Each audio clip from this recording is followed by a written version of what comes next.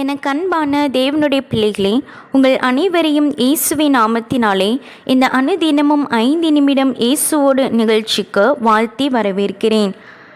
பிரியமானவர்களே, இந்த நாளையும் கூட கர்த்தர் உங்கள் அனைவருக்கும் ஒரு ஆசீர்வாதமான நாளாய் கொடுப்பார் என்று எண்ணி நான் கர்த்தருக்குள்ளே மகிழ்ச்சி அடைகிறேன். உங்களுக்காக நான் ஜெபித்த பொழுது கர்த்தர் கொடுத்த ஒரு வாக்குத்தத்த வசனம் யோவான் 14ஆம் அதிகாரம் 14ஆம் வசனம். என் நாமத்தினாலே நீங்கள் எதை கேட்டாலும் அதை நான் செய்வேன்.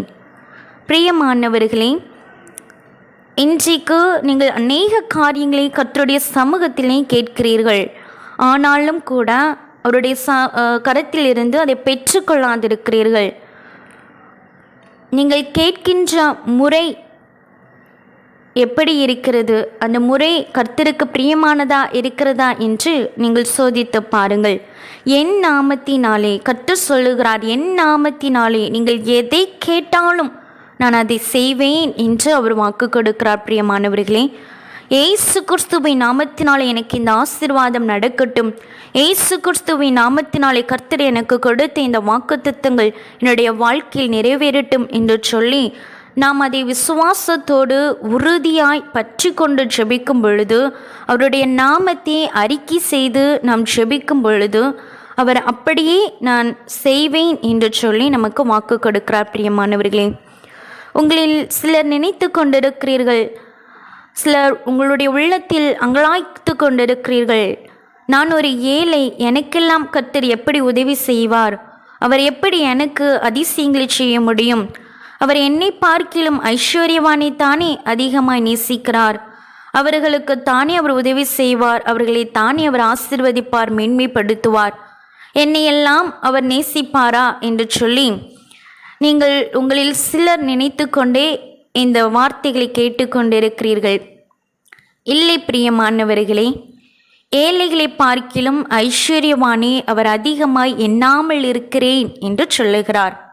அவர் ஏழைகளைத்தான் அதிகமாய் நேசிக்கிறார். பிரியமானவர்களே, அதற்காகத்தான் அவர் ஏழை மண்ணு உருக்கொண்டு இந்த உலகத்திற்கு இறங்கி வந்தார் என்பதை நீங்கள் சற்றே சிந்தித்து பாருங்கள்.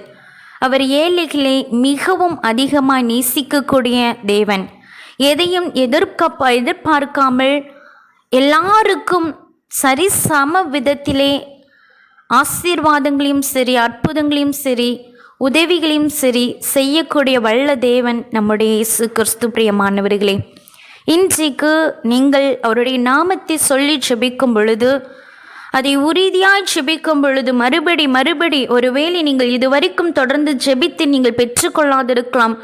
ஆனாலும் கூட நான் பெற்றுக்கொள்ளும் வரைக்கும் நான் ஜெபித்து கொண்டே இருப்பேன் என்று சொல்லி நீங்கள் உறுதியாய் கிறிஸ்துவை பற்றி கொண்டு ஜெபிக்கும் பொழுது இன்றைக்கு அந்த ஆசீர்வாதங்களையும் அற்புதங்களையும் உங்களுடைய வாழ்க்கையில் பெற்றுக்கொள்ள முடியும். பிரியமானவர்களே, இதற்காக கர்த்தரே ஒரு காரியத்தை சொல்லுகிறார். ஒரு பட்டணத்திலே ஒரு நியாயாதிபதி இருந்தான்.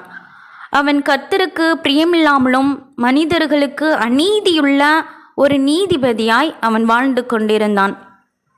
அந்த நியாயாதிபதியினிடத்தில் ஒரு விதவை பெண் வருகிறாள். அவள் வந்து, எனக்கு ஒரு நியாயம் செய்ய வேண்டும், என்னுடைய காரியத்தில் நீர் எனக்கு ஒரு நியாயம் செய்ய வேண்டும் என்று சொல்லி அவரிடத்திலே அவள் கேட்கிறாள்.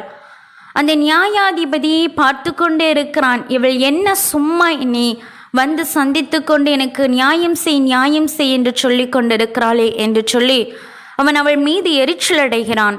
அவள் ஒரு நாள் அல்ல, 2 நாள் அல்ல, தொடர்ந்து அந்த நியாயாதிபதியின் இடத்தில் வந்து அவரிடத்தில் எனக்கு நியாயம் நீர் செய்தே ஆக வேண்டும் என்று சொல்லி அடிக்கடி அவரை வந்து சந்தித்து கொண்டிருக்கிறாள்.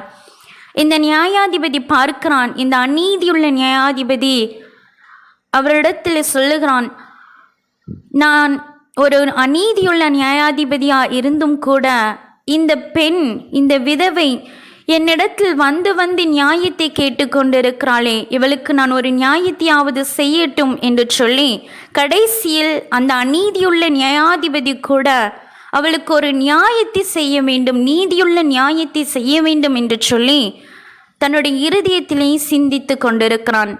பிரியமானவர்களே, இதே போலதான் நீங்களும் கூட இன்றைக்கு ஒரு வேளை, 2 வேளை, 3 வேளை அல்ல, என் நாமத்தினாலே நீங்கள் எதை கேட்டாலும் அதை நான் செய்வேன் என்று கர்த்தர் இன்றைக்கு வாக்கு கொடுக்கிறார். நீங்கள் எத்தனை முறை போய் கடந்து சென்று கர்த்தருடைய நாமத்தினாலே எத்தனை அதிசயங்களை கேட்டாலும் அதை கர்த்தர் செய்ய இன்றைக்கு ஆவலோடு கூட காத்து கொண்டிருக்கிறார். பிரியமானவர்களே, ஒருவேளை நீங்கள் நினைக்கலாம், இதுவரைக்கும் நான் எத்தனையோ அற்புதங்களை கேட்டிருக்கிறேன், கர்த்தருடைய சமூகத்திலிருந்து எந்த அற்புதத்தையும் நான் பெற்றுக்கொள்ளவே இல்லையே, நான் சோர்ந்து போய்விட்டேன், இனி என்னால் ஜெபிக்க முடியாதென்று. இந்த ஏழை விதவை ஒரு அநீதியுள்ள நியாயாதிபதி என்று தெரிந்தும் கூட அடிக்கடி நான் சென்று அவரை துன்பப்படுத்தினால், அவரை நான் கஷ்டப்படுத்தினால் எனக்கு கண்டிப்பாக நிச்சயமாய் ஒரு நியாயம் கிடைக்கும் என்று சொல்லி ஒரு சிந்தனை கொண்டு அவள் ஒருவேளை அந்த ஒரு நம்பிக்கை கொண்டு கடந்து சென்றிருக்கலாம். இதே போல நம்பிக்கை நமக்கும் வேண்டும். பிரியமானவர்களே, அவள் ஒரு சாதாரண மனிதனிடத்தில் வைத்த நம்பிக்கையை நாம் இன்றைக்கு கர்த்தரிடத்தில் வைப்பதில்லை. இன்றைக்கு முழு நம்பிக்கையோடு விசுவாசத்தோடு கூட எத்தனை முறை வேண்டுமானாலும் நீங்கள் இதுவரைக்கும் சென்று அவருடைய சமூகத்திலே கேட்டிருக்கலாம்.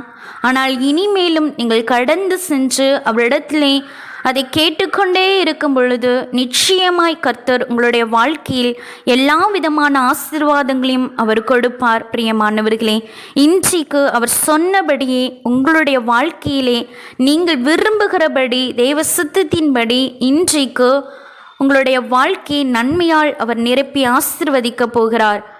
தடைப்பட்டிருக்கிற காரியத்திலே ஒரு அற்புதத்தை அவர் செய்ய போகிறார். உங்களுடைய கடன் பிரச்சனைகளை அவர் மாற்ற போகிறார். எந்த நிமித்தமா இன்றைக்கு